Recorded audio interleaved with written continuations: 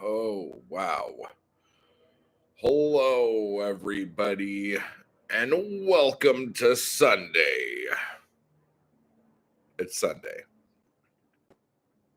Hello, Mindy. How you doing? Happy Sunday to you. How's it going?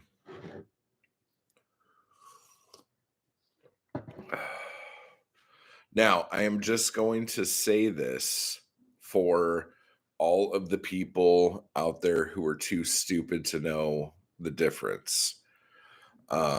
Typically, when you come to a live stream, no matter what the topic of the live stream is, you're not going to hear about that topic until about 20 to 30 minutes into the live stream, because that's how long it usually takes YouTube to let all of your subscribers know that you're going live.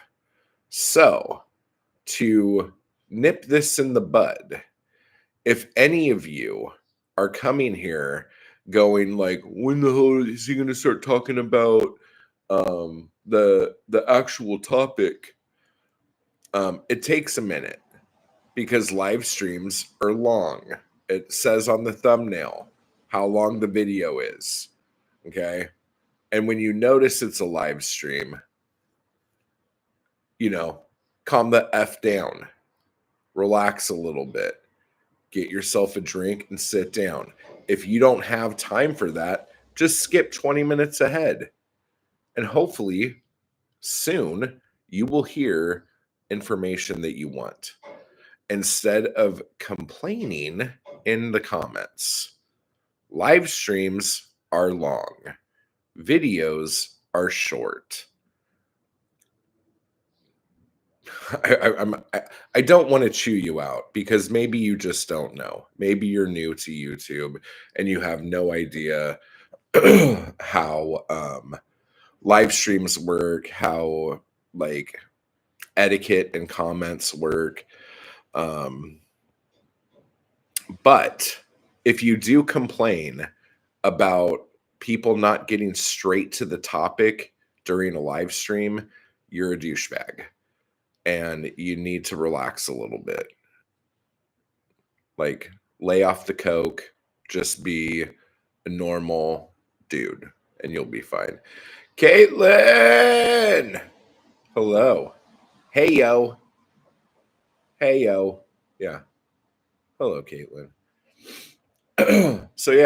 So there is going to be a topic, but we probably won't hit that right away. We will hit that in a little bit once everyone has been made aware that this stream is going on. Because the reason why you do a live stream is to have interaction with the viewers watching the video. Okay? That's the most important thing during a live stream. So you want to make sure everybody's there so you guys can have a conversation, an open dialogue about said issue and problem. Just know the world does not revolve around you, no matter how much you want it to.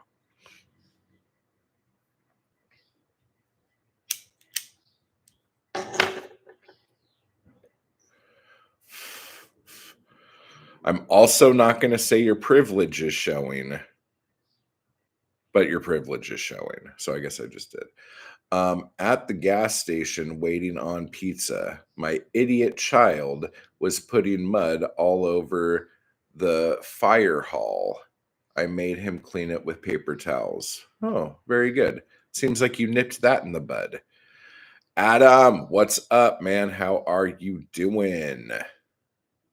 Hey, do you know Garage Productions? Is that what it's called? I saw you reading a poem on a video of theirs, and they are now a new member to the channel. Jeff, what's up, man?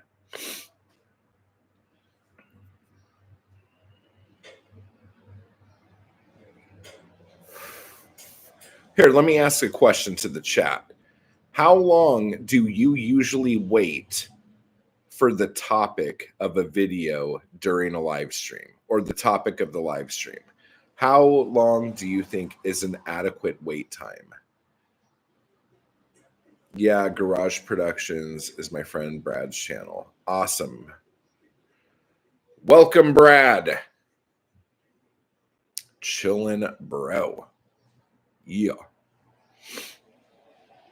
Is the weather any better in fucking Massachusetts than it is in California right now? California is an absolute shit show right now. Never have waited for one. I assume a live stream will get there or it won't. Okay, Caitlin gets comment of the day. That's amazing. Yeah, the live stream will either get to where the fuck it's going or it won't. Okay, it's not bad here. And there on that side. Here, it's been fucking, it was hot last week for like 2 days. And everyone here is like, oh, yes, we're almost at summer. Spring is here. Everything's fine. And then it got all fucking gloomy and shit. And it was just like really like kind of cold and just very Seattle-ish. And it's just like, ugh, this sucks. And then I was out on the other side of LA with some friends, and we were going to go get Thai food. And I was standing there and I looked up and I'm like, oh, it looks bad out today. And then I look down on my phone and a drop of rain hits my phone. And I'm like, fuck off. It's not going to fucking rain today. And it just like sprinkled a little bit. I'm like, oh, okay. So that's all it was. That's not that big of a deal. Okay, I can fucking deal with this shit. I can deal with this shit. We go eat. I'm looking out the window. It's like drizzling a little bit more. It's coming down a little bit harder. And then I remember, I'm like, oh shit, all my windows are open. Ugh. And even the window that slams shut if it's windy, it's super windy. And I'm like, oh my God. And I start banging on the window because I was outside having a cigarette and everyone was still sitting there. I'm banging on the window. I'm like, we have to go. I left my window open. And so we get in the car and we start driving back. And then it was just like God flushed a toilet. It was like whoosh, like huge downpour. Within minutes, streets are flooded. Cars are like driving up and they're like the water's like halfway up their doors. And I'm like, how the fuck does this happen? Southern California is not prepared.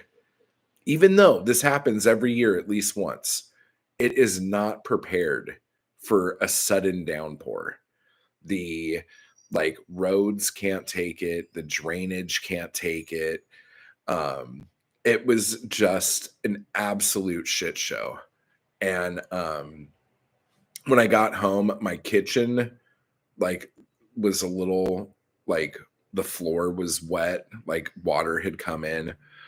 And then the windows by my bed, a little water came in, and the windows by like all my chapbooks and like my putting together station and everything like that.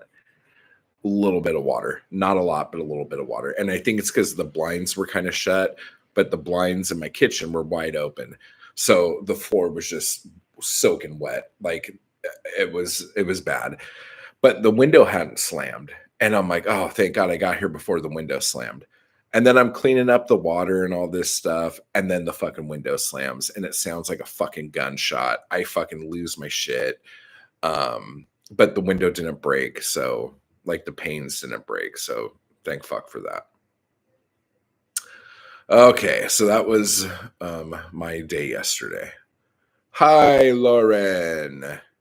I'm with Caitlin. The topic usually feels secondary to just showing up and saying hi. Awesome. Jeff says, it's the time of year where you get 3 seasons in one day. I kind of love it. And then Lauren says, it's supposed to be sprung, yet it's windy. Spring. Yeah. Yeah, the reason why, like Daniel Tosh said this the best. He said, the reason why I moved to California is because it has 2 seasons. So fuck you guys with your fucking spring and fall. Like, we don't care. We want summer and we want a little bit of winter. Like, and the winter is still, you're wearing shorts and barbecuing on Christmas. Okay. It's just a little chilly, maybe a beanie, maybe a hoodie, but you're still wearing flip-flops. All this shit, we didn't sign up for this shit. So yeah, we're done. We're done with that.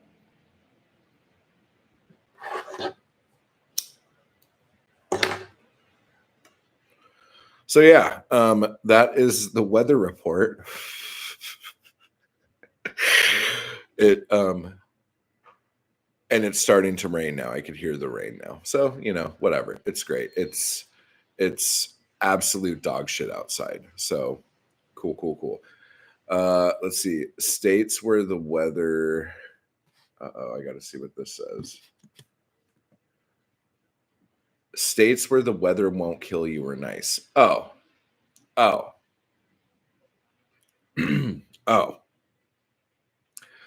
That is one of my, after living in the desert,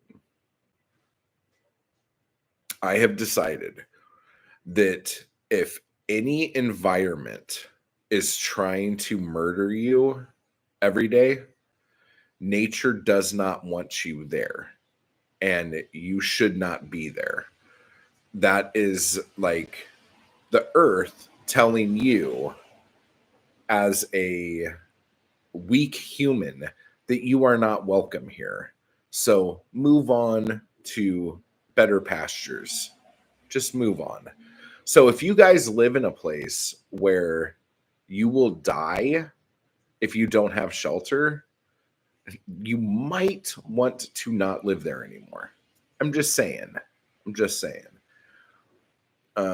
Rain just means nap time. Yeah, and I just want to nap, and I have shit to do. So I can't just be napping all the time.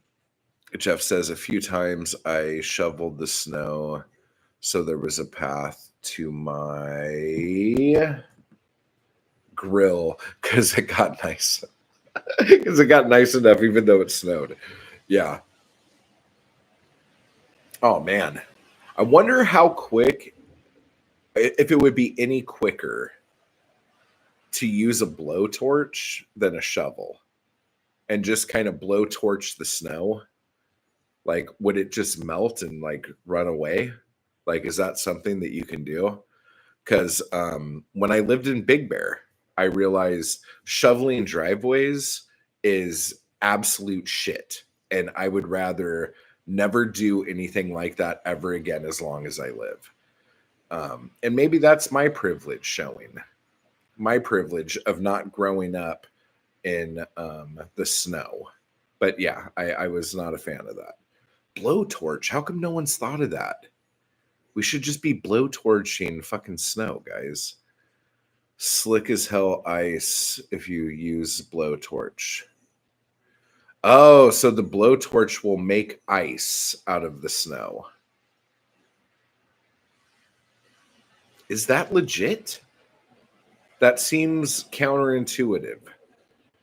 But Tempest, what is up? Congratulations on your new book. I think you just put a new book up, right? MJ, you need a channel just for your hair as well. So your hair can show up to a live stream as well as you. And then like we could have conversations with MJ and then conversations with MJ's hair. Good Lord.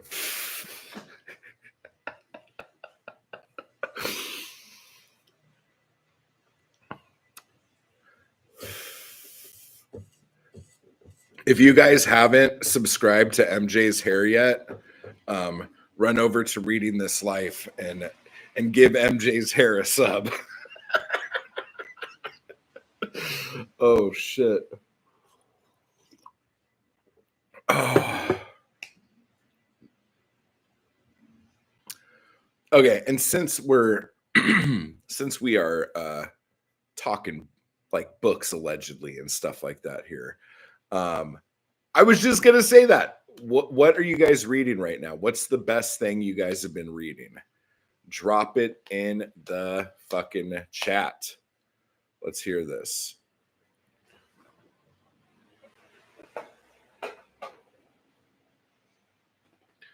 And if you haven't been reading What the Fuck is Happening, what the fuck is wrong with you? That's all I'm saying. Go over to Etsy and pick it up while you still can. Jesus, people. Yeah.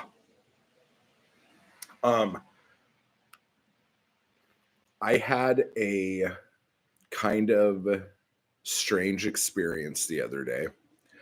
I had somebody, let me see, can I turn us? Okay. I had somebody read me my work the other day. And that was really hard to sit through and a little embarrassing and very surreal. So that was the weirdest thing that happened this weekend. Let's see. Lauren says, Haunting Adeline. It's a thriller romance. Is it any good? Are you liking it? Adam, what are you reading? What are you guys reading?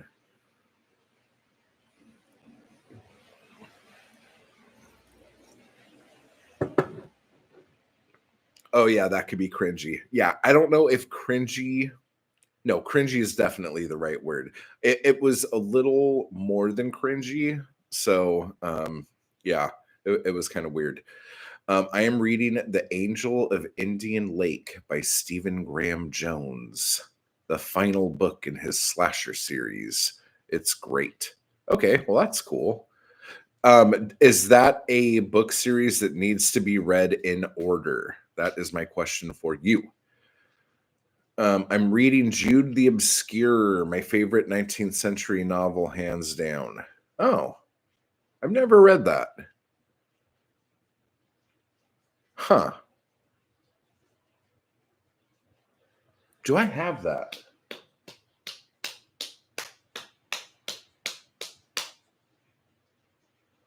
It would be on that bookcase if I have it. I have to go. Not anyone's here, but the one way over there. I need to go look and see. Boom,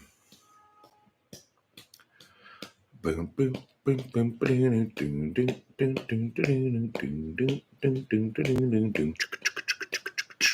I have been reading the Neely Tchaikovsky Elegy for My Beat Generation book. And it is better than I thought when I first started reading it. It grew on me as I was reading. I have Razorblade Tears by S.A. Crosby and Strangers When We Meet by Evan Hunter. Both as good so far. Okay. Yes, it should be. Mindy says, yes, it should be in order. They have different scenarios in each book, but same characters and tale more. Okay. But like they stack on top of each other, right? Like you need to read book one before reading book two to understand what's going on, stuff like that. When MJ said, I have Razorblade Tears, that was like the first line of the comment I saw. And I was like, oh, that's fucking like very deep. But it was just a book title. So there you go. It's Adam says it's super bleak, and we're talking about Jude the Obscure. It's super bleak. Critics were so appalled by how hopeless it is that Thomas Hardy never wrote another novel again. Oh, wow. I did not know that. Huh. My hair is razor-like. I don't know if your hair is razor-like. Your hair is just like a... how would I say it? It's a magical living thing on its own. And it's like your hair is like, I'm going to do whatever the fuck I want to do. And you can kind of come along if you want, but this is what's happening. So like, hang on because we're doing our own thing. I'm also reading A Child Alone with Children by Philip Francasi, and it's brilliant. Oh, A Child Alone with Children. That just sounds like Recess. But I don't know. Maybe the child is dangerous, and since it's alone with children, the children are strangers. Not now that sounds way different.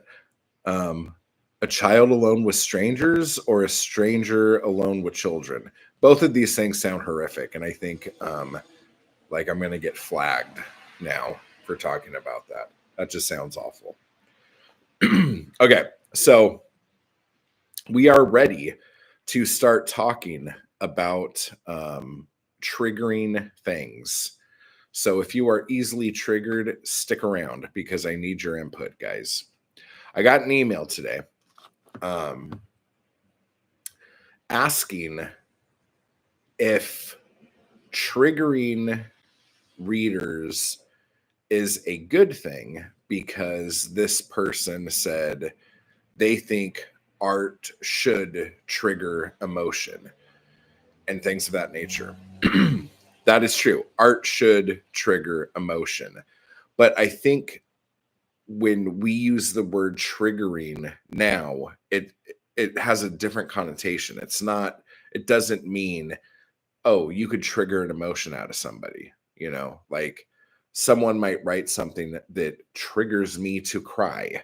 That doesn't mean I'm going to be upset because it's talking about that one particular thing that I do not like to relive and go through and stuff like that.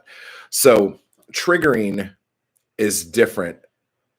Like being triggered is different than triggering someone's emotion. So that's the first thing. The second thing I'm going to say about this is that, and I want to know your guys' thoughts too. So blast them in the chat as we're going. The other thing is, and I've talked about this kind of recently, I think, but subverting people's expectations is, depending on what genre you write, not a good idea. People want happy endings. People want to almost be able to know what's going to happen at the end of a book. Some people even like to know what's going to happen on the next page, like they could guess, kind of thing. So when you go to trigger someone because that is what you're supposed to do as an artist, you might get negative reviews like on Amazon or something like that.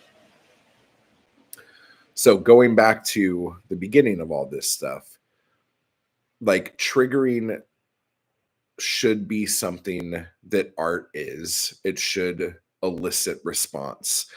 But if the only reason why you're creating something is to trigger somebody, that is a horrible reason to create art. Like there has to be something inside of you that wants to get out and wants to like explode on the page. Okay. But doing something just to freak somebody out is not ever a good way to go. For example, Eli Roth, horror director. I hated a lot of his movies because his whole thing was he would come up with something in his head like that he thought was really gross and like, oh man, this is going to just make people sick. Let me try to write a movie around this scene so I could like do this special effect that's really going to gross people out. That's a shitty fucking way to want to fucking do anything. Like the story, the artwork, all of this stuff should always come first, and the effect that it elicits on people should always be, well, of course that's what's going to happen when you make something this great. But if you're going to like be like, ooh, how can I shock somebody? Now let me try to put something together for that. That's never the way to go. And that is coming from somebody who made a career out of shocking people with crazy movie titles that most of the time the movie title had nothing to do with the movie. It was just exploitation, like try to get people whatever so I could subvert them into something else with the movie that I'm making. So that is that. There is more to talk about. I want to know what your guys' thoughts on this are, but now I have some actual questions for you because I had a conversation with a very intelligent professor at a university whose name I won't say because I don't know if me actually saying who this person is would hurt their career. So I had a very good conversation with somebody. Yeah, Faces of Death was totally like that for sure. I mean, anytime and I've done this too, anytime somebody has to put on the cover of something banned in 87 countries, they're just like you're basically looking to see what's been banned. I put that on when I put free Kindle books out as a chapbook. Like if you guys don't know, I wrote a story called Free Kindle Books because the most searched phrase on Amazon back in like 2014 or 2013, whenever this was free Kindle books. And so I wrote a book called Free Kindle Books about a guy who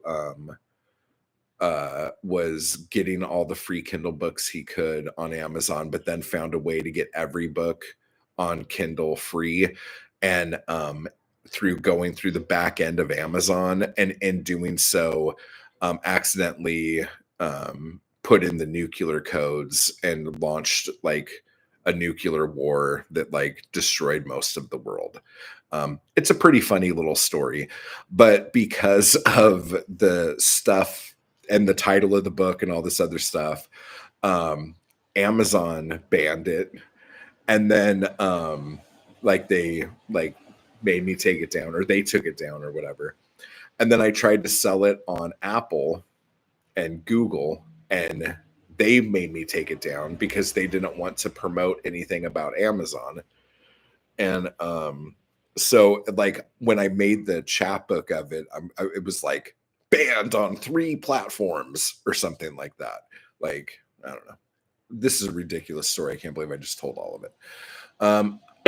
Let's see. Oh gosh, I remember Faces of Death in high school. Yeah, by part 3, it got really bad, and they were just making stuff up at that point.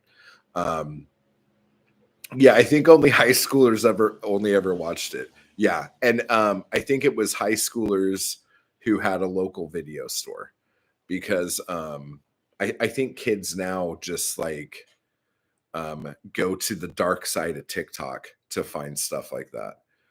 Um, let's see. MJ says in the 80s, you would go to a house party and sooner or later someone would pop in the VHS player. Dude, that is so fucking true.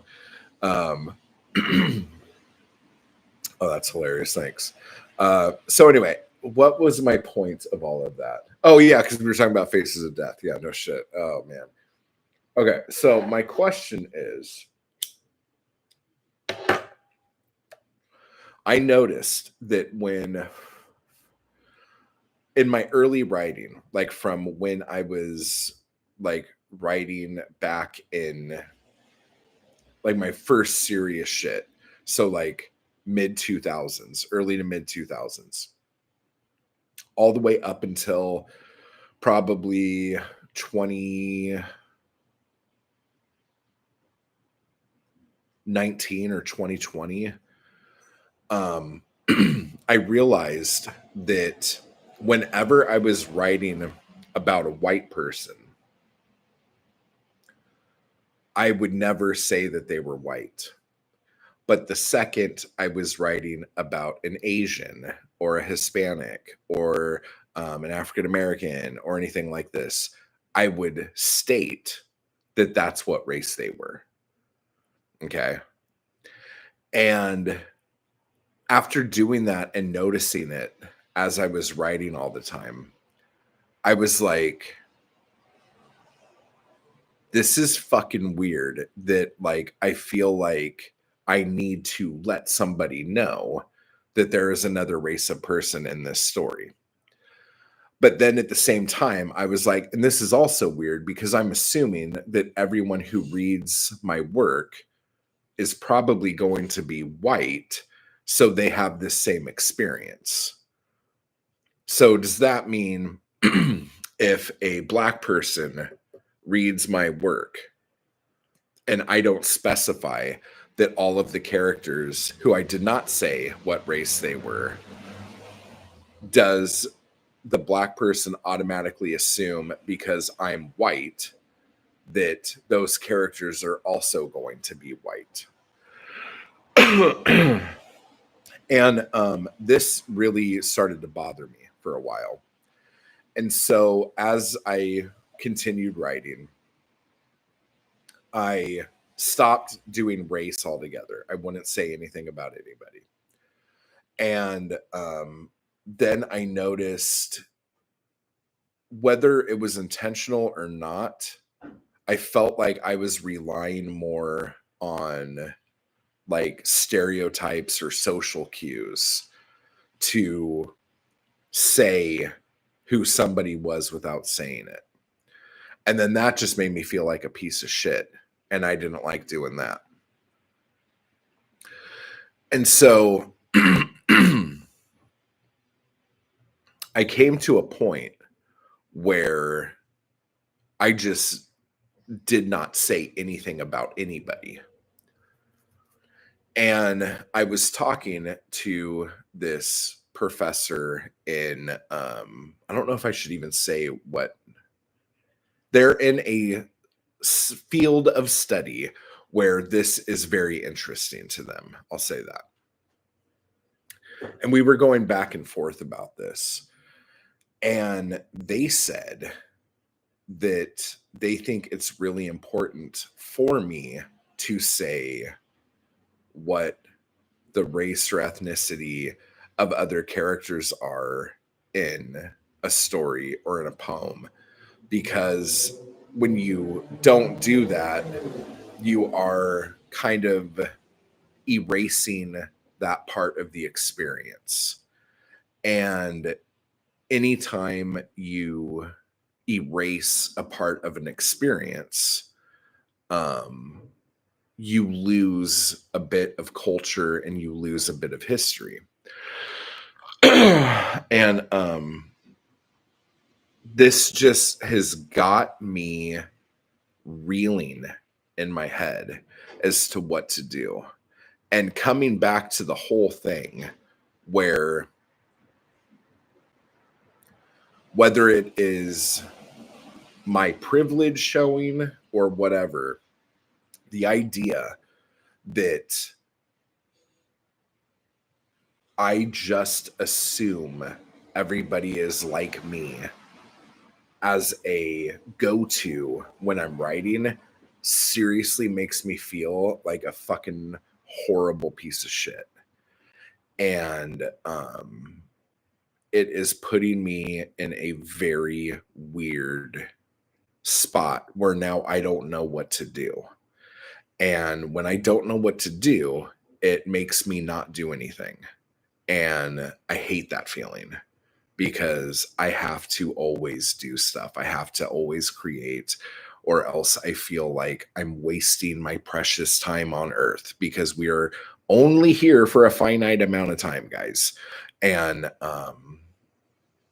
every second that, and this is just me, you don't have to feel like this, but every second I am not doing something, I feel like I'm letting myself down.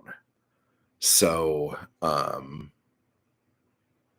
it's just been a very strange journey. And when I pick up my work, like I could pick up a chapbook or a book from any period of my writing, and by reading a couple pages, I know where I was in this mindset just on how I describe the people around me. Jeff says it seems like human nature to not mention the race of the characters when they are the same race as you. I think that's universal. Okay, so with that said, right there, when you read a book by a Black author and they do not say what race the character is or something, do you assume that because that author is Black and they do not mention it, that the characters that do not get mentioned are going to be Black? Or do you assume that because literature and all this other shit has been like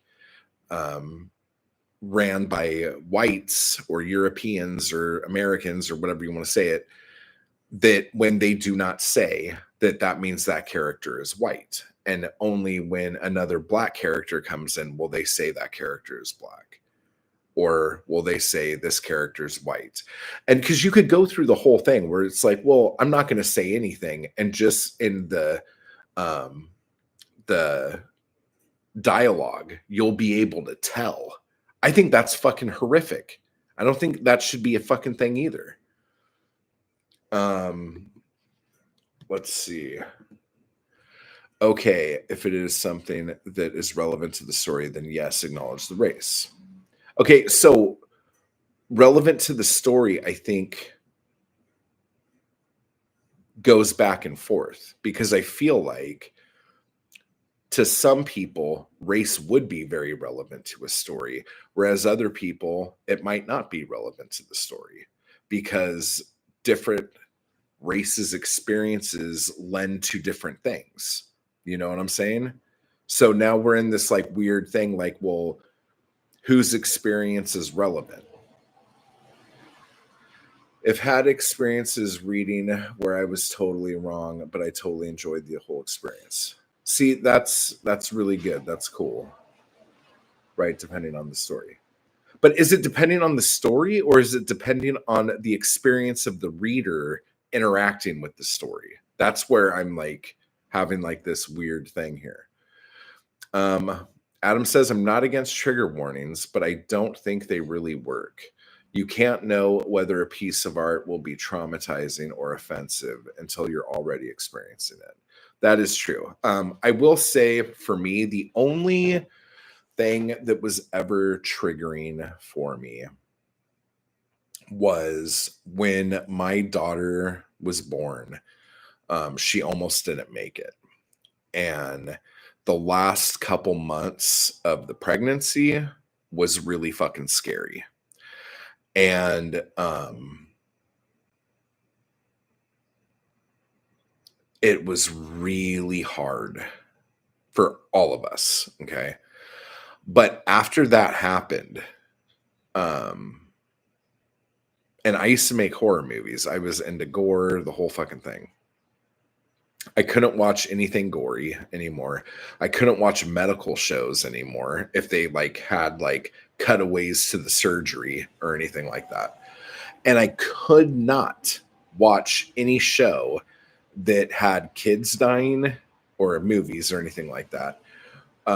Anything like that nature, or anything where, just to move the story forward, parents were putting kids in danger.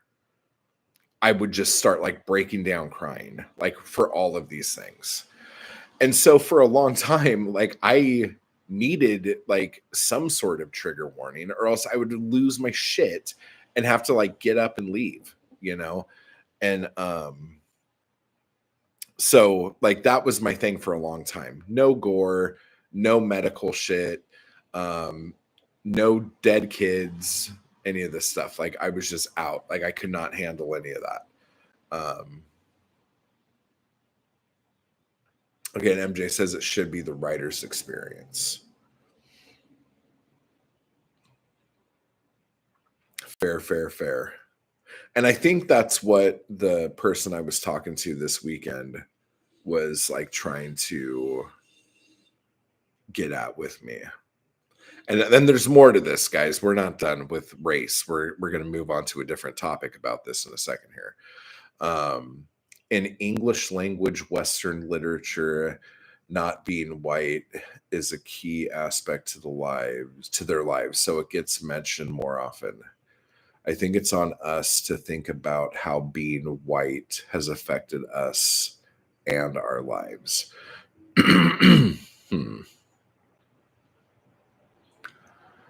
Okay.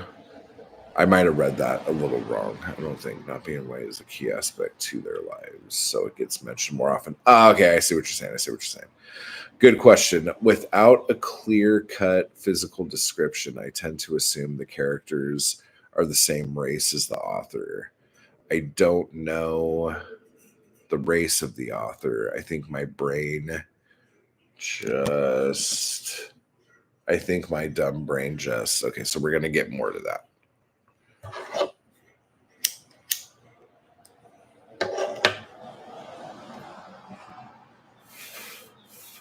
I mean, I think this is some good shit to talk about. Like, whether or not you agree with anything that I'm saying right now, I think it's a good thing to wrestle with every now and then. Good evening, ladies and gents, and the in betwixters. Hello, JH. How are you doing today? Like always, it is super good to see you. And now we are going to be running into another topic that I think is going to be probably a little more triggering than the last one. So hopefully we do this one right. Okay, so let me have a swig of my fake coffee. I think my dumb brain just assumes that the characters are the same race as me unless I'm given, shall we say, a socioeconomic context clues, which is indeed messed up because no race should be referable from that alone. Dude, seriously. And like the more time goes on, I don't know if like that is going to be, especially in America, like a clear go around. But yeah. That's what I'm saying. That's what I was trying to do. And then that made me feel like shit. Good to see you too. You seem on top of things today. I'm ready to be triggered. Oh, dude, I am definitely not on top of things today. I am nicely wedged right in the middle of things today. I'm doing good, but I'm not doing great. Okay. So the next thing that came up in this conversation was, as some of you know, I am loosely working on a novel right now. And something came up in it where I didn't know how to move forward. Okay. And what this is that there is should I say a character? Because it's more like a memoir, but sort of fictionalized. Okay, we will say a character. But then if I say it's a character, then it's completely up to me and I have no room to say anything. So we'll say a memoir. We'll say a memoir just for argument's sake here. The thing came up where there is a woman in the story, blah, blah, blah, blah, blah. Everything's fine, everything's fine, everything's fine. The woman is a trans woman, but being a trans woman, they identify as a woman. So, how important is it to say that this woman is a trans woman? Or is this something that I should just say, she is a woman? Like, why? Because, like, there's two schools of thought here. One, like, most, like, I don't know, straight cis dudes would want to know, probably, if a woman they are talking to is a trans woman or not. They would want to know that right from the beginning. But there are probably other people who wouldn't really give a shit, like either way. Like, oh, well, you're a woman, that's fine.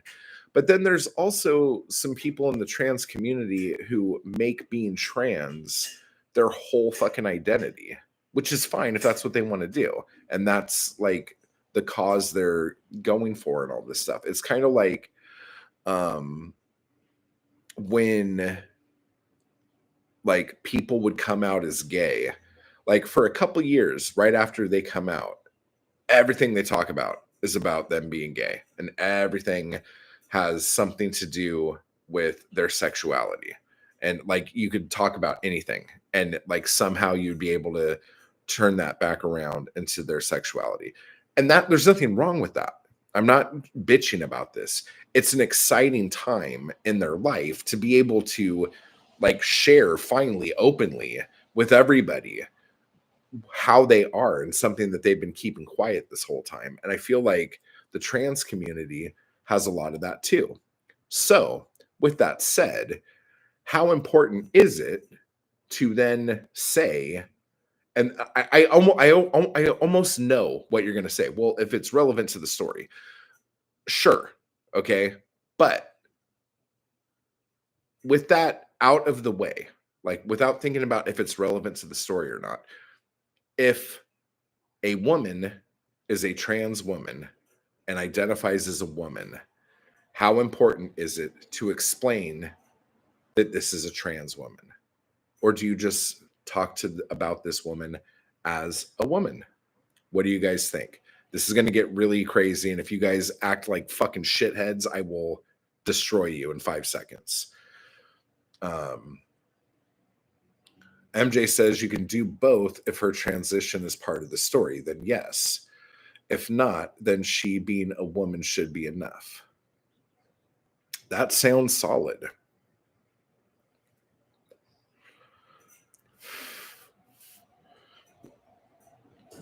That sounds solid. There are just, especially online and even on YouTube, there are just so many fragile fucking men that, and I'll say it, fragile fucking white dudes who, like, the second any of this shit comes up, like, it's got to be a fucking conspiracy. It's got to be a fucking psyop. It's got to be like left-wing media fucking coming at you. And it's like none of these things. These are just people just doing people shit. Like nothing is coming at you dudes. Like nobody actually gives a shit about your life. Like this has nothing to do with you. No one's trying to change your everyday life. Okay. This is just people doing their own people shit. But I know I'm going to get some comments because, like, if I ever say the word trans on this channel, there's at least 4 or 5 people who, like clockwork, will fucking leave ridiculous comments on my videos. So, and since we are so close to 2,000 subs finally here, guys, let me see. Let me see what the number is. Oh.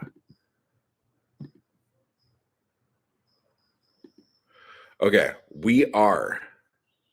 Where are you guys? I lost you there for a second. We are 11 subs away from 2,000.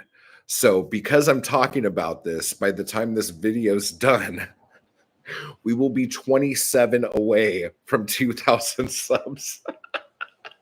It's so funny. Every time I get close to a milestone, I'll do a video talking about shit that triggers the fuck out of people who are like, I'm going to unsub from this guy. This guy does not share the same political and like socio views as I do, so I can't have this. I'm sharing you now. Yeah, everybody share. Let's try to get over 2,000 before I end up back under 2,000. Sorry I'm late. Been painting my apartment. Well, that's cool. I just answered all your questions. So like you're way behind now. No, I'm just fucking with you, Michael. Let's see. JH says, I think it's reasonable to stick to one strategy consistently. I don't think it's a good idea to, for example, out your character on Twitter afterwards to add diversity to your oh shit. Yeah. That's hysterical when people do that. Um like wow. Yeah, no, that has happened. And here's the thing.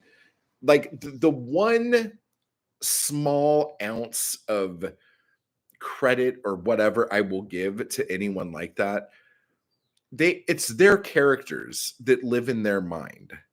Anytime, like shit, I can make any character of mine gay, like at a drop of a hat if I wanted to, because they're my characters in my head.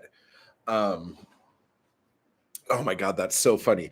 But I really don't think having them come out through your voice on Twitter is the way to go.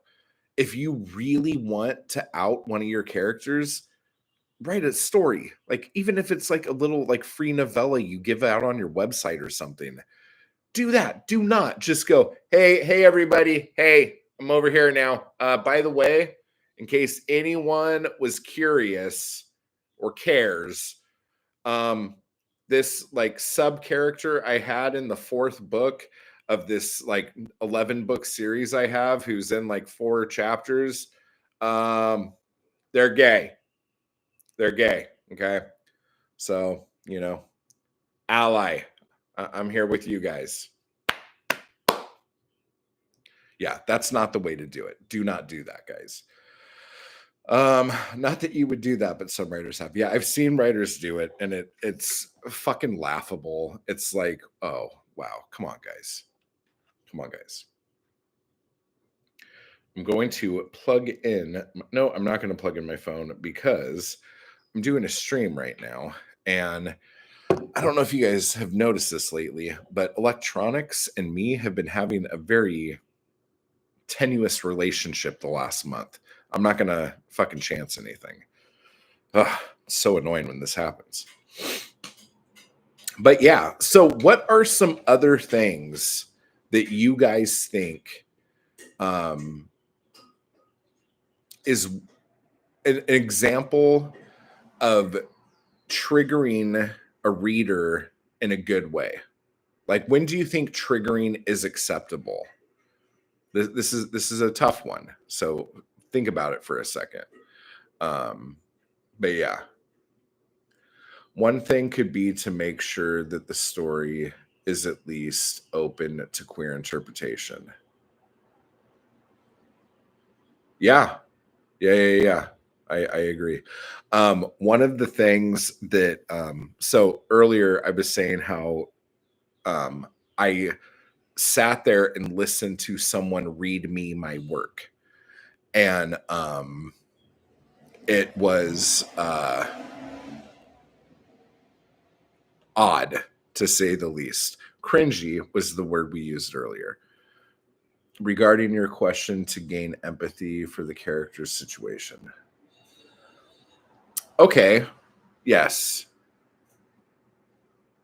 And there's a point. Okay. And this might just be me as a writer who also reads. Stephen King does that in a disgusting way, I think. Like, if Stephen King wants you to know that this person's bad and this person you need to feel sympathy for, they will immediately have some character come in and kick a dog, use the N word, or call somebody the F word. Not the not the fucker one, but the other one. And to me, that's so fucking lazy. Like, it's just like, oh, here comes Stephen King. He's going to let us know who the bad guy is now. Ugh. And I'm just, it's so tiresome to me that that's how he does that. And I don't mean to take pot shots at Stephen King, but I don't know. I feel like a lot of people copy him. Like, they look to him as like the high watermark. So a lot of other people end up doing a lot of the things that he's done. And to me, that's just fucking lazy. Lazy. Let me see. Adam says all the inconsequential characters in my series who died over the last 3 books were gay the whole time. Hashtag ally.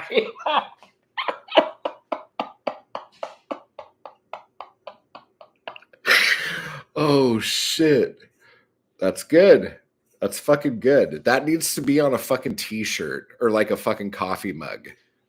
Adam, you need to like start a Redbubble store with just that on it, and you're gonna sell like hotcakes. Hot cakes. Hot cakes. If your intention is to move a conversation forward or discover a new truth, triggers can be good. What have you ever read a book to give us an example of where that was done properly, where you think that was done in a correct way? Because I'm trying really hard right now to think, and I don't know if I could. You know what? I'm gonna bring that back because I don't know. One of my favorite books of all time is Breakfast of Champions by Kurt Vonnegut. And in that book, he uses words and social topics in a way that I think most people would find horribly offensive, even though the book itself is a satire. So it's when I read it, I am not triggered. But I remember I did a read along with it on my channel maybe 3 years ago.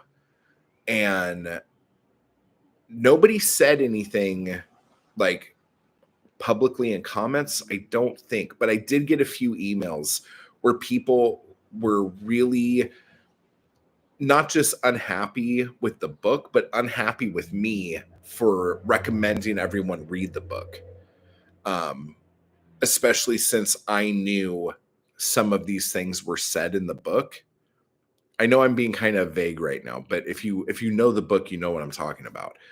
And but the whole idea is that as the satire goes, I didn't think that the way those words were used would really offend anybody.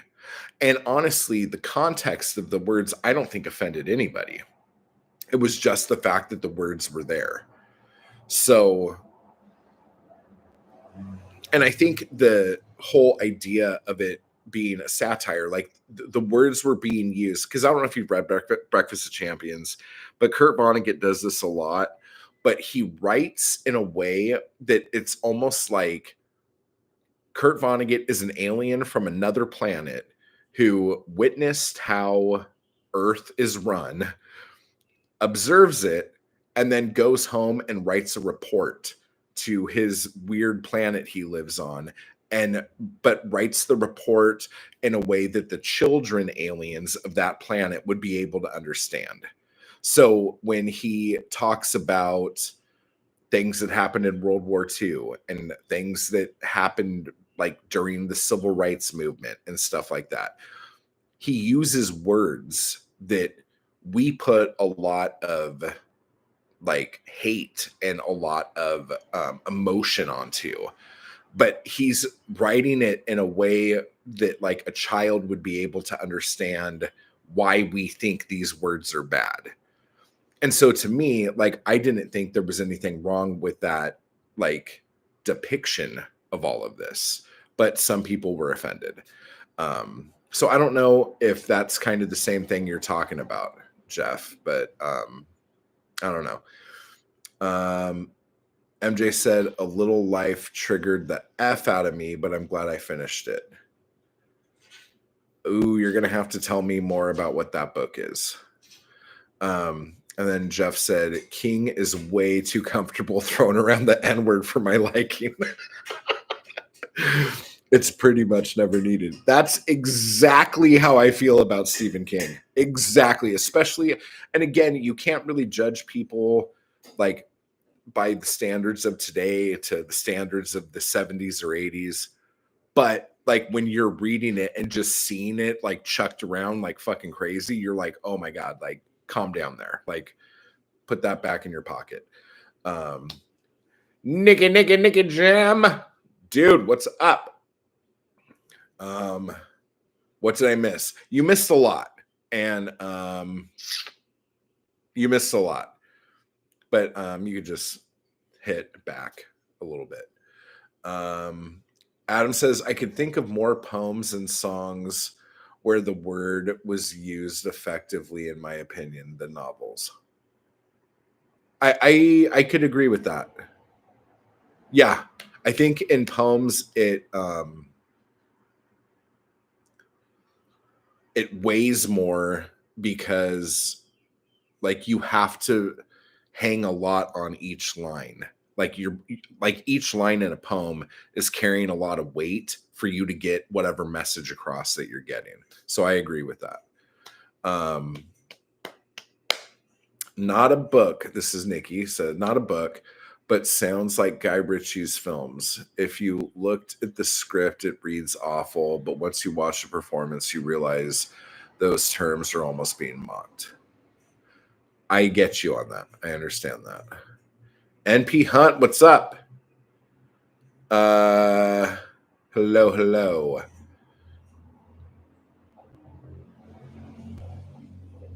I watched MP Hunt says I watched a video where someone said that a box set of books by Aleister Crowley had been edited to adhere to modern sensibilities. Literally, the only point of all his writing is to offend everyone. Do you really think the only point of his writings is to offend everyone? I always thought the point of his writings was for everyone to do whatever the fuck they wanted to do whenever the fuck they wanted to do it, as long as it like didn't hurt other people. Thoughts on Tarantino's use? Oh, well, in case you didn't know, and this is what he said, so I'm not being a dick. I think this is how he said it. His mom either dated or was friends with a black guy. So because of this, he now has a pass to use the N-word whenever he feels like it. What was that on that he was saying that? I think it was on a documentary about 42nd Street.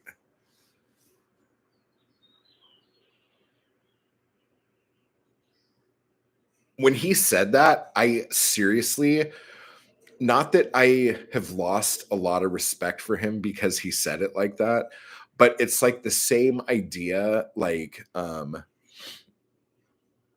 not going to say who it is because I don't want to call her out, but there is somebody in my life who's been in my life for a very long time who said the proof that she is not racist in any way is because when she was 16, she had a black friend. So now anything that she says is free and clear because at one point she had a friend.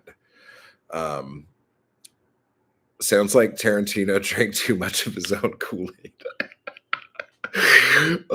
I suppose that's the kind of answer that would shut down any further attempts at conversation about it. Oh my fucking God. Oh. So funny. So funny.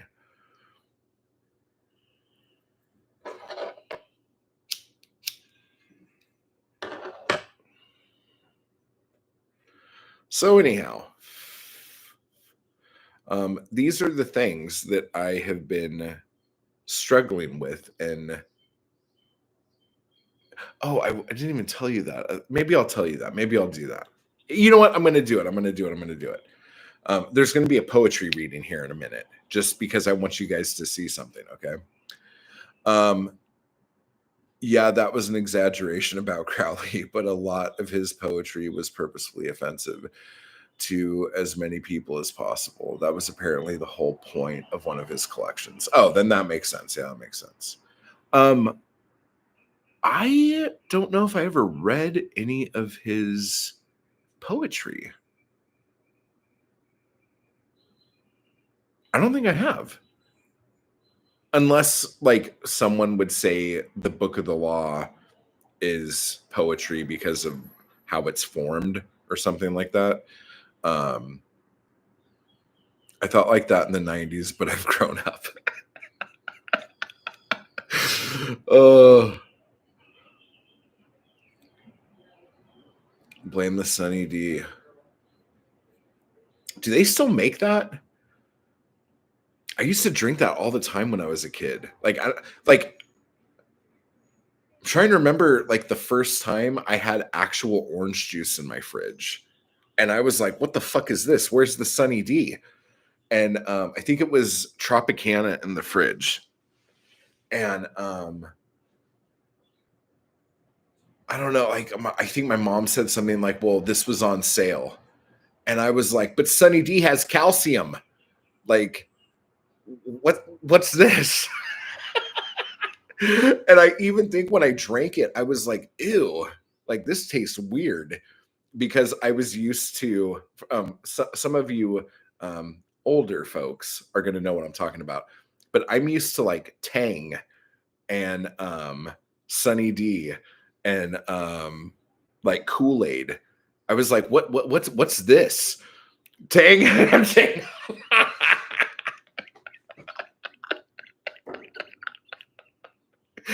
Man, you wrote that quick. It was almost like before I even said it. Yeah, for real. If you guys don't know what Tang is and you never put Tang on bread and had a Tangwich, you don't know what fucking life is, dude. That means you obviously didn't play outside as a kid. You were more of a the computer was already there and you were like online as a kid. Oh my gosh, I'm dying right now. Yeah, they still make it, but they've taken all the good shit out of it. Oh, so there's no calcium in Sunny D anymore? What the fuck's in it now? Like I swear to God, like Sunny D was almost like when you mix orange juice and milk together. Like that was like the idea I had of it in my head. I'm like, why have a glass of milk and a glass of orange juice when I could just have Sunny D? This is so stupid. I can't believe the stuff we talk about here. Maybe that guy was right when he said, I talk about, or oh, wait, no, my painful, what did he say? My painful ramblings. Maybe that's what this is right now. Let's see. We were just talking edible 90s nostalgia on Adam Gary's stream. When do his streams start? I miss them all the time. They're before this one, right?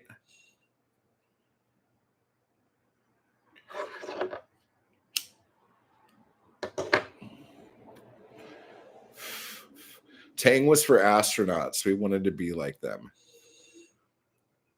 Was that just for astronauts? Because there's a lot of other things for astronauts that didn't catch on like Tang. Like, do you guys remember astronaut ice cream? Like, did you ever get that?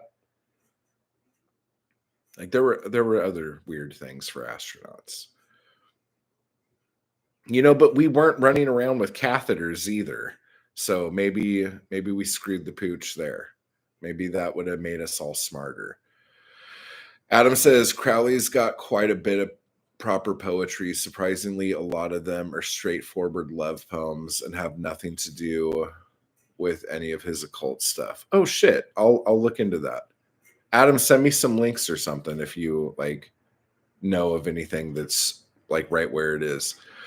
No, they've taken all the sugar and the additives that turned kids' skin yellow.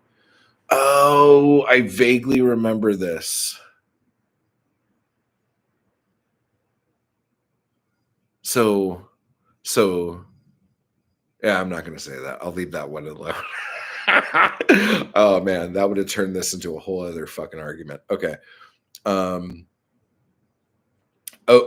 OJ and milk with lime. Yeah. Is that what it was? I grew up with Tang having a monkey on the pouch. Shit was good. Shit. I don't know what time that is here. Okay, I'll figure that out. Your stream starts halfway through Adam's. Oh, okay. Adam started an hour before you. I was bouncing back and forth between the two streams. Okay, gotcha. Do they still have Tang? I just saw that you could still get Tab. Do you guys remember Tab?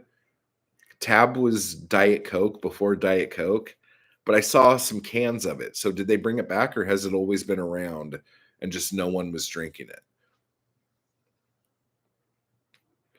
My aunt loved Tab. She had I can't remember the brand of the car, but it was like a little yellow hatchback and it said Le Car on the side of it. Like there was like a black like racing stripe and it said Le Car. And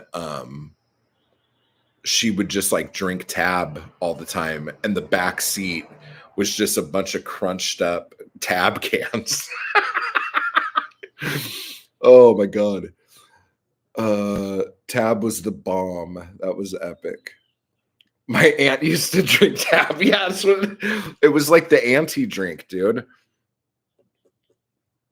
Oh, Le Car. Who made Le Car? Because I don't think that was its own car brand. Le Car. Who did that? I think she even got me a Hot Wheel version of her car. She was very into her Le Car. I think Tab has just been quietly existing in the shadowy parts of the supermarket. Cola aisles along with Mr. Pibb and RC Cola. Oh shit, that's fucking funny.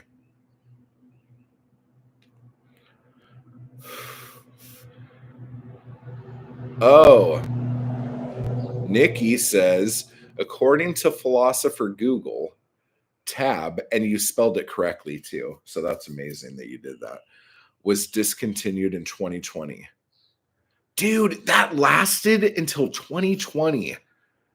Fucking hell, dude. Diet Coke showed up in like what, 85, 86? And they were still making Tab. Fuck. That just crazy.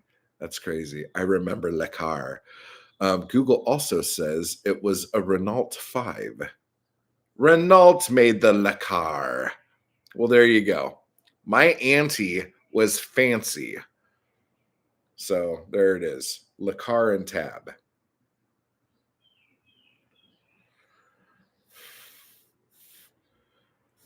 But you folks in the UK have those cars that have the back seat that's just the it's like a cot that like pulls out. It's like a cloth seat with just like the bars. What kind of car is that? It's like a Citroen or a what kind of car is that? Oh, you just got an ad in the middle of the stream. I didn't even get a countdown. It usually will tell me like, hey, an ad's gonna start in 5, 4, 3, 2, 1. Yeah. There's a put it on my tab joke in there somewhere. I wonder if that was part of the ad campaign. The only ad I remember was someone had a can of Tab and they put a bendy straw in it and someone with like bright red lipstick. It was like a close up of their mouth, like drinking Tab through the straw. Like you could still see the can, but because my sister and my aunt used to try to like do the same lips on the straw that the Tab chick did. Pull my tab. I got a bad tabit. I got a bad tabit, like habit. I like it. I like the puns, guys. Le Car. God, I want to look at pictures of Le Car. You know what other car I used to really want?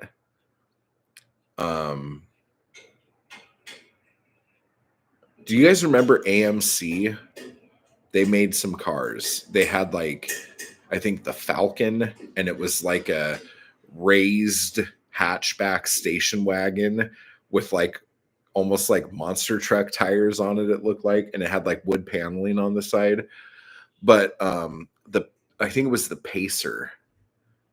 It kind of looked like a gremlin, but it had like a big round backside. Now, okay, stop, guys, stop. I'm talking about a car here, and it was still a hatchback. Those things I loved. I wanted one of those so bad. Oh shit, Adam. Adam just got the new comment of the day. I used to have a job crushing cans. It was soda pressing. Oh shit. Oh shit. There it is. Do you guys remember? I don't see this as much anymore, which is really weird. But there was a time when recycling, like when recycling was just getting big. Everyone would have a can crusher in their garage or something like that, or like somewhere like drilled into the wall so you could crush cans. I don't see that anywhere anymore. Who crushes their cans now? Is that something we do? Man, this stream has gone completely off the rails here. Jesus. Oh yeah, I was going to read that poem to you guys. Okay. So, in my new book, What the Fuck is Happening? Or no. Yeah, that is the title. What the fuck is happening? Those are the best streams. Okay. Thank you, MJ. There is a poem in here that I just got to find it. Give me a second. That somebody said they are going to write a. Wait a second. Did I skip it? Let me find it first before I start talking shit.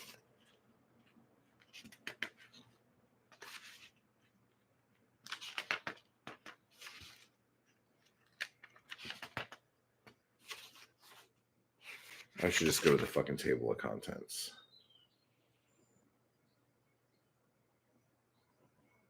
Oh. Hang on. Boom. Okay.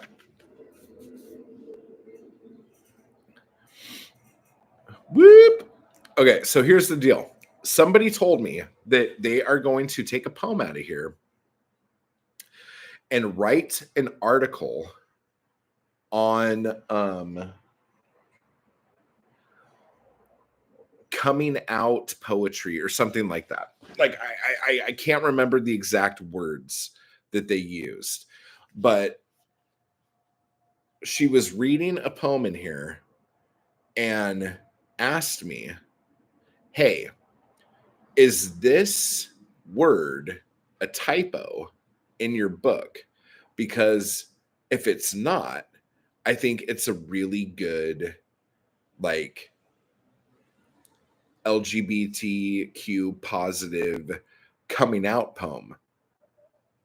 And I was like, "Oh, no, that's a typo, but that's fine." And I'm like, and write that, like, write whatever you want to write, like, do that. That's cool. So her interpretation of a poem in this book turned into a whole completely different thing, even though that was not the intention of the poem. And so I'm going to read the poem to you now.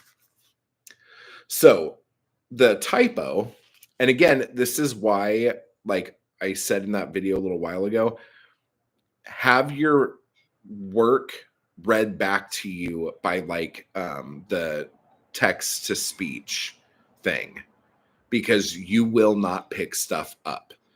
And especially when you read stuff like just with your eyes, your eyes will change words to make your brain understand what the hell is going on here. Okay.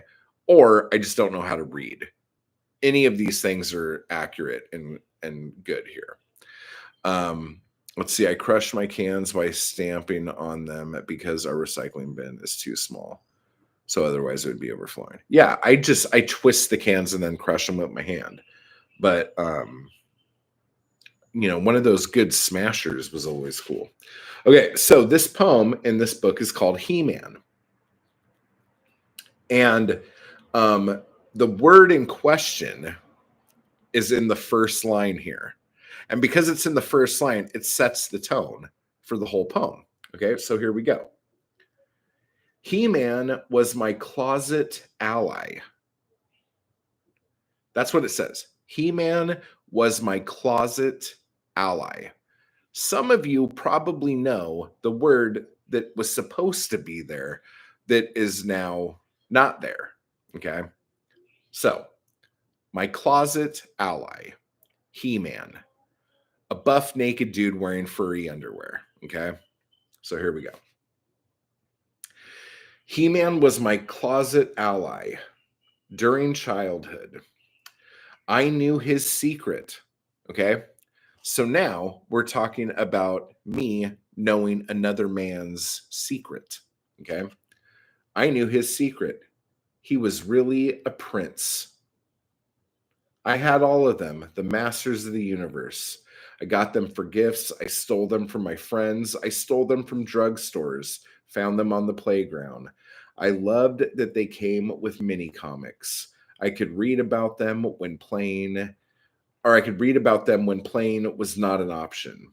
I watched the cartoon after school. They were always around me. It was my obsession. I had a dream one night that He-Man, standing on my nightstand, grew to the size of a full-grown man. Uh-oh, what kind of dream are we having here?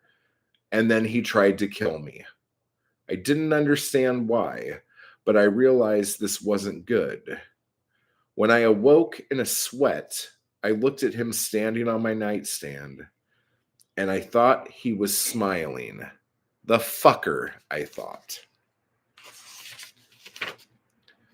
We have had an off and on relationship, but I think of him fondly and the good times he gave me. Almost 45 years old, and I'm still thinking of his stupid plastic ass. Yes, that is the poem that is in this book. Now, this was so intriguing that because of a typo in the first line, it changed the entire tone of the whole poem. And then again, at the end, I had to put his plastic ass and talk about our on and off again relationship. So, and knowing his secret, there's so many little like codes in there. You know what I'm saying? So, but they want to write a piece about how that poem is like I don't know, like a poem of coming out or something like that. So it's fun, it's clever that something that I thought was just so fucking straightforward. Now I could be looked at as somebody who came out to my He-Man through a poem. So that's fun. Let's see. JH says, we have recycling machines that you pay about 1 or 2 cents for every can or bottle you feed into them. I usually can't be ours though. Do you guys have people that come and take your cans out of the recycling bin so they could get a nickel? Yeah, dude, at night, like on Wednesday nights, and I think it's Sunday nights, it's probably going to be tonight, this whole street for hours, because one person will come earlier in the night and get all the good stuff. And then throughout the rest of the night, through up until the morning, there will be people coming, looking through and not being able to find anything. And some of them are so pissed, they'll like just take shit out and throw it on the ground.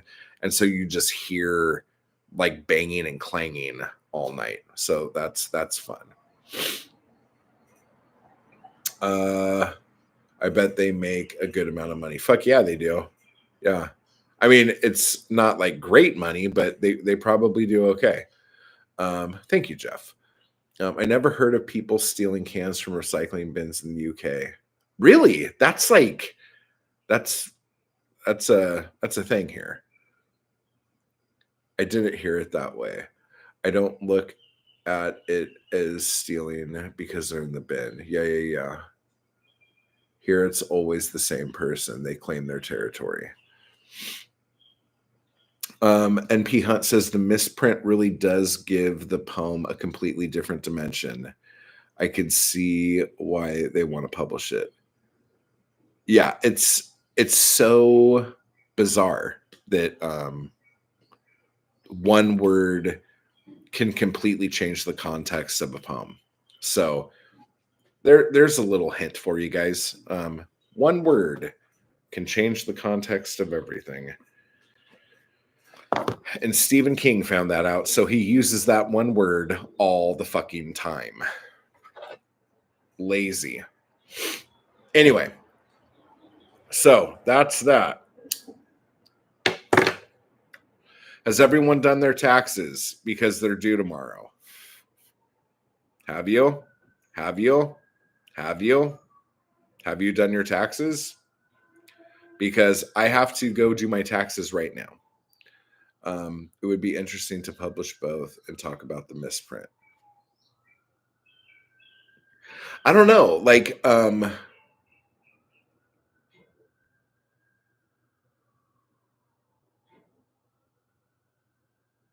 don't know. Maybe it should just go.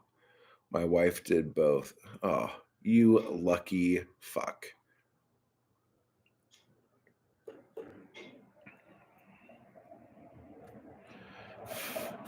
MJ did her taxes, but who did your hair's taxes? Because that's like a different bracket. Like that's like that's a whole different animal right there. We got to get on that. All right, guys. I got a tax break for the hair products, dude. I bet you fucking did.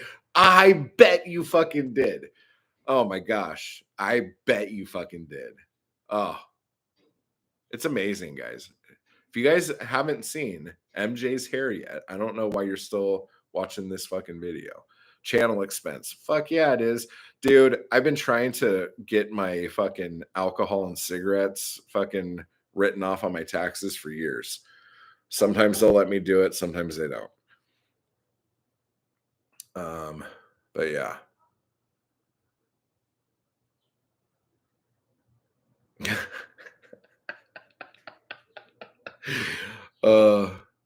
This is my last year not submitting taxes, dreading the next year's side, the price we pay for trying to make some dollar. Yeah, how do they do that in the UK? Like,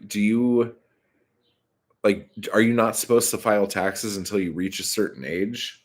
Like, how does that work? Matt, you should open your own brewery. Dude, if I open my own brewery, I would just be selling like Natty Light. Like, that's not fun. Like, nobody wants to drink the crap that I'll put down.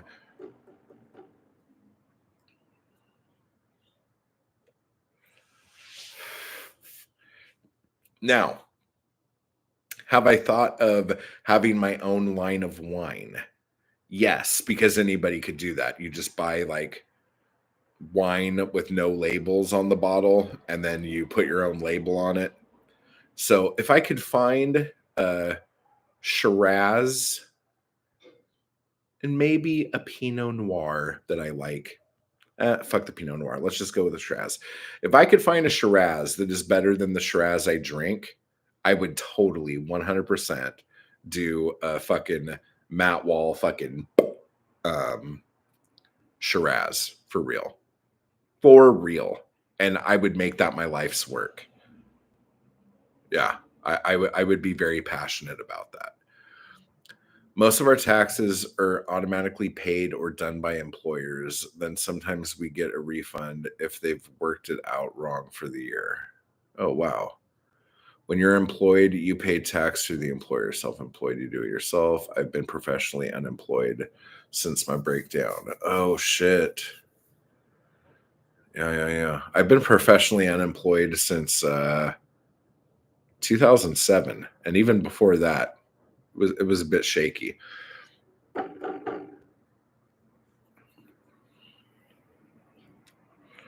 Oh my God, can you imagine my own Shiraz? Oh, but I'm publishing my first book, so I need to be a grown up and submit my taxes. Being a grown up sucks. Yeah, adulting is a piece of shit. Nobody likes to do it. Yeah, I think the reason why people have kids is so there will at least be somebody who, for at least 18 years, might think that you're a grown up. I think that's the only reason why people have kids.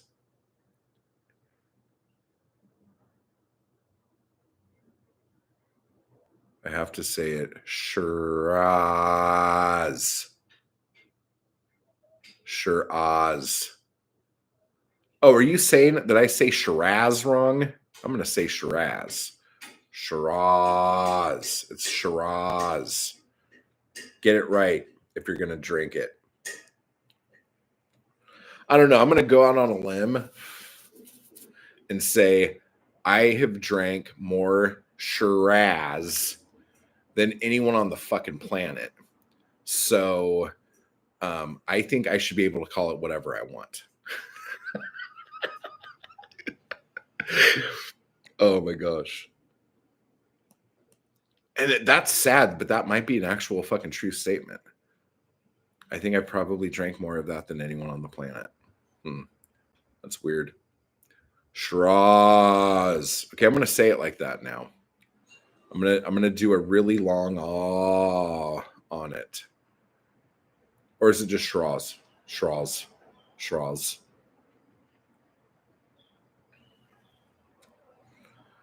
I say it differently. I say a lot of things differently. In fact, when I say closest, I say closet. So that's a fucking thing that happens too. JH hates being a grown up.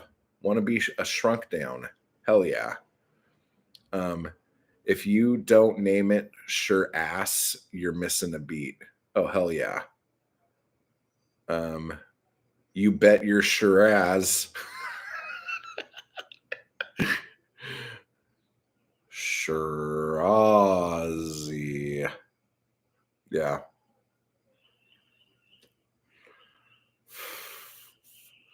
Shiraz. Oh my gosh, MJ's gonna kill me. All right. I'm gonna get like a package at the door and it'll be a bottle of Shiraz. And when I open the box, it'll just explode and glass shards will go into my face. Okay, kids, I gotta go and write. Yes, you do. Or as we say over here, rarity. Yeah, that's how we'll do it. Okay, guys, it has been fun. You guys are all awesome. Let me know if you guys have any more questions of things you want me to go over and talk about. And let's get to 2K, guys. Type hard. And I will talk to you all later, guys. Bye.